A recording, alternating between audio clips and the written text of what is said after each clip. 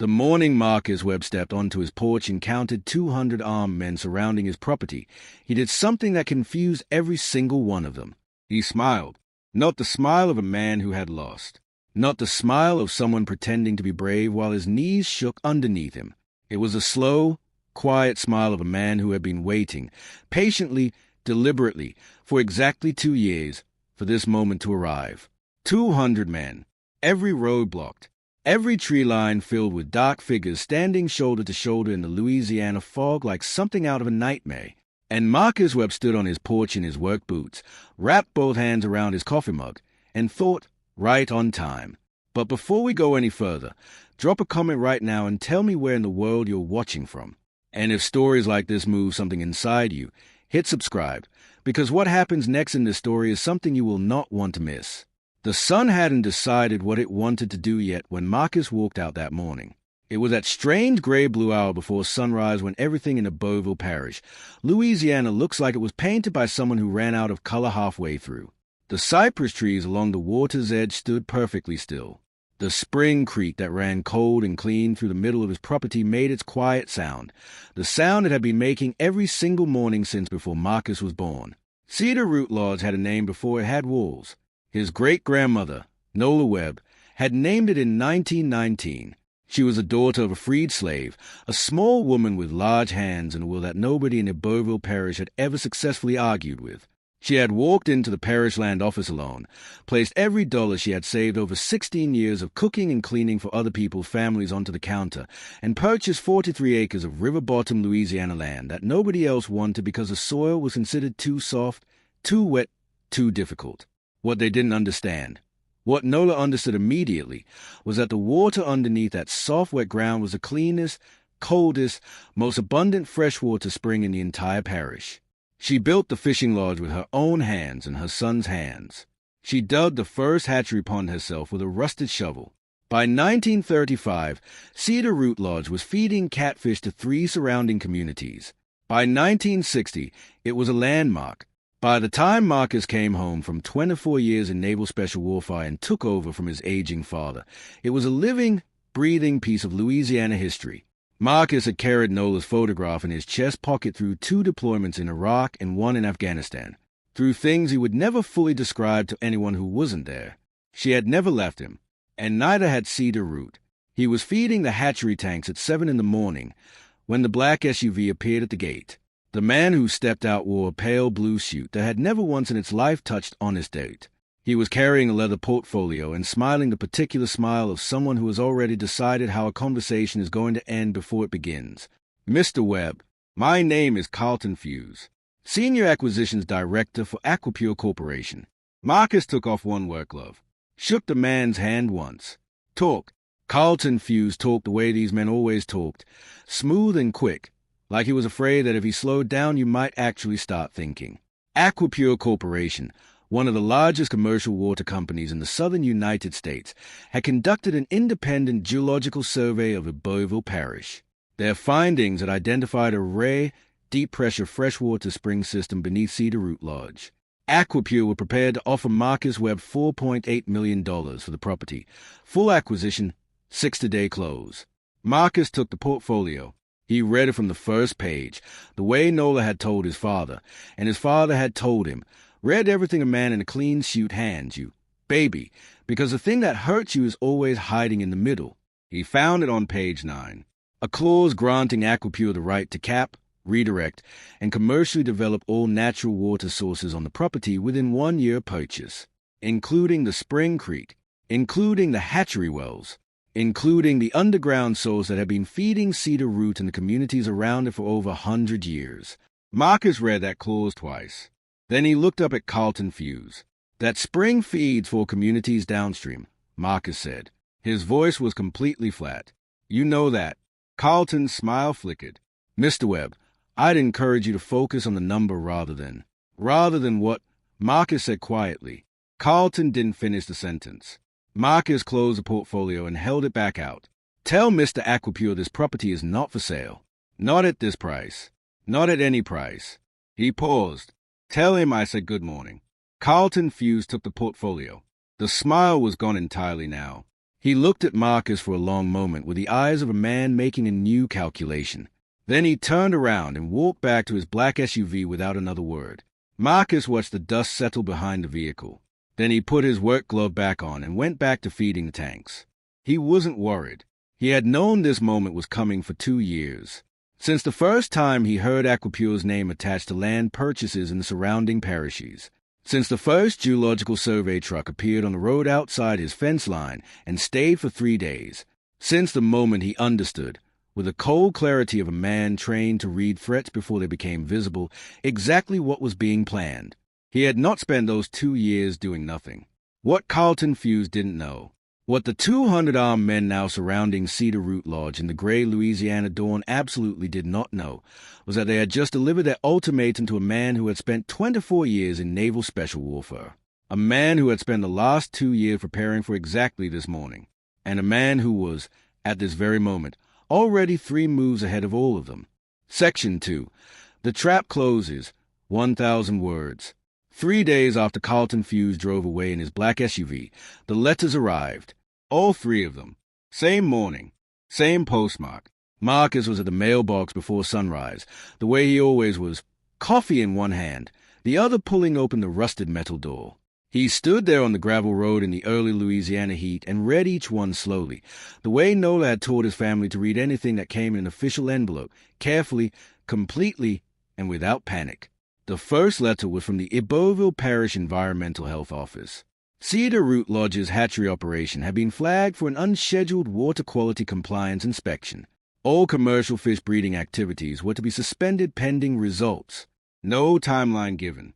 No explanation provided. The second was from the Parish Water Authority. Marcus's water draw permit, active and unchallenged for 11 years, was now under administrative review, effective immediately. The third was a property tax reassessment. Cedar Root Lodge had been revalued at 2.5 times its previous assessment. The difference was due within 4 to 5 days.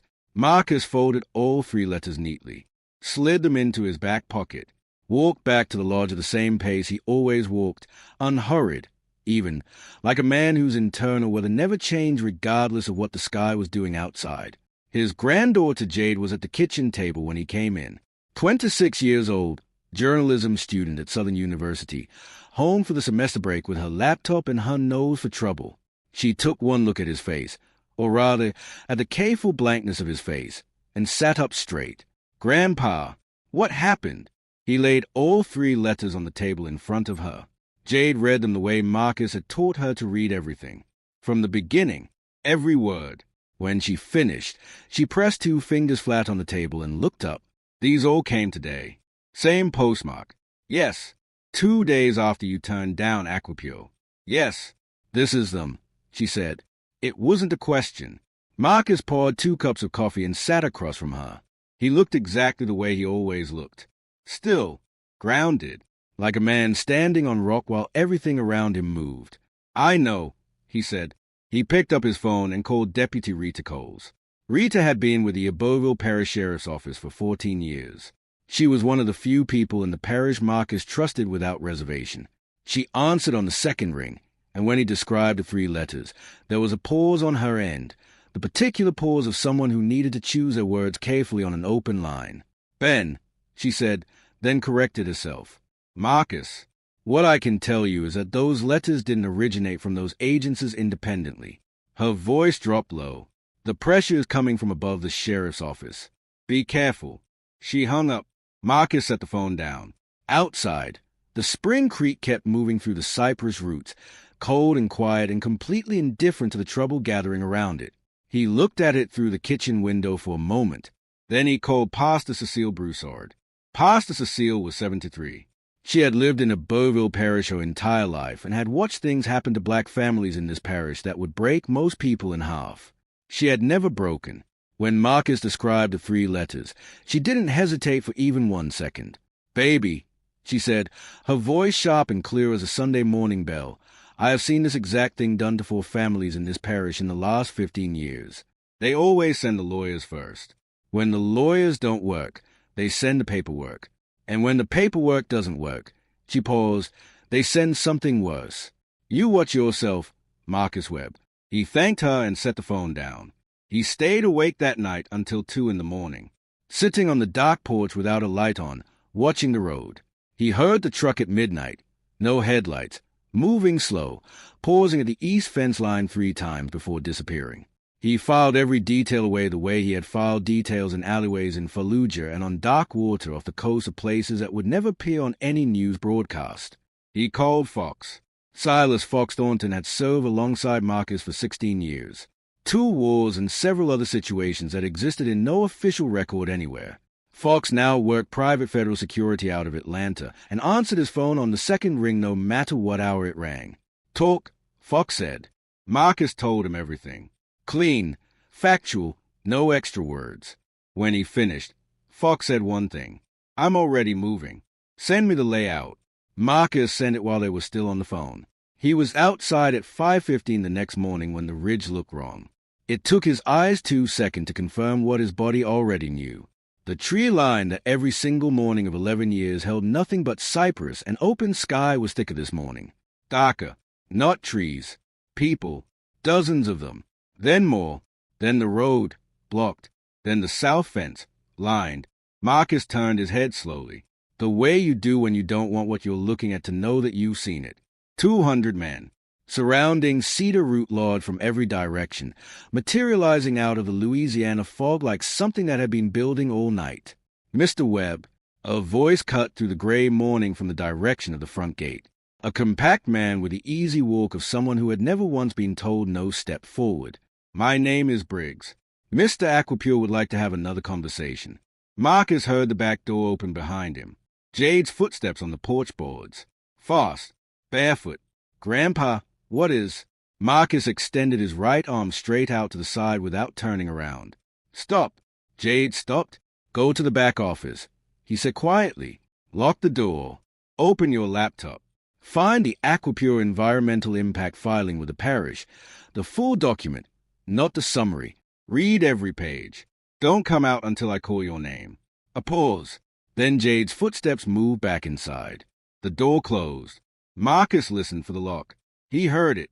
Good. He turned back to the 200 men spread across Nola's land like a stain, and did what 24 years had trained him to do. He assessed. The east fence, a gap in the formation where the terrain dipped and 2 men had lost sight of each other. The north road, spacing uneven, reactive, not tactical. No signal discipline. Heads turning, men checking with each other, the body language of people who were used to intimidating with numbers, not with skill. They were not soldiers. He was. He went inside, sat down at Nola's kitchen table, and made the first call. Inside the locked back office, Jade found the Aquapure environmental impact filing on page 41. Her stomach dropped so far she had to put both hands flat on the desk. The aquifer draw projections were less than a third of what they should have been based on the development's planned size. The footnote referenced a private geological survey conducted by Aquapure's own consultants, but the survey itself wasn't attached. Referenced, not included. She called her professor, Dr. Andre Mouton, Environmental Law, Southern University. He answered on the 3rd ring. When she walked him through the numbers, he went very quiet. "Jade," he said slowly, "the spring system under Cedar Root isn't just feeding that lodge." She already knew what he was about to say. She could see it in the data pulling up on her screen right now. "It feeds the whole corridor," she said. 50,000 people, Dr. Mouton said. "At least. And 2 of those communities already have compromised water infrastructure." A pause. If someone redirected that spring for commercial bottling. They buried the report, Jade said. Silence on the line. "Someone did," Dr. Mouton said carefully. "I'll send you what I have." Jade's hands were no longer shaking. They had moved past shaking into something harder. Something that felt, she thought, a little bit like her grandfather. She typed the text with her thumbs moving fast. "Grandpa, the spring feeds 50,000 people. Aquapure buried the report. I have proof." Outside, through the locked door, she could hear Briggs's voice getting louder, and she could hear nothing at all from Marcus Webb, which meant, she had learned over 26 years, that he was at his most dangerous. Marcus sat at Nola's kitchen table and looked at Jade's text for exactly 4 seconds. Then he smiled, not because things were easy, Not because he wasn't outnumbered 200 to 1 on his own property with a corrupt parish system pushing from one side and a billion-dollar corporation pushing from the other.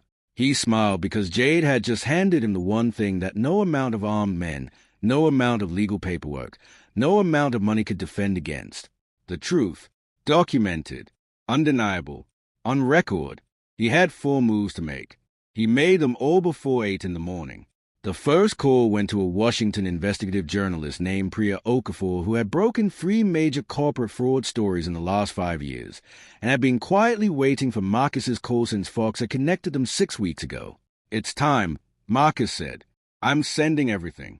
He sent Jade's aquifer documentation, Dr. Mootown confirmation, the buried geological survey, the USGS water data showing Cedar Root Spring as a primary freshwater source for 50,000 people, a majority of them black and Latino families in 2 of Louisiana's most underserved communities. Priya said 4 words. "I'll be there tomorrow." The second call went to Fox. "How far out?" Marcus asked.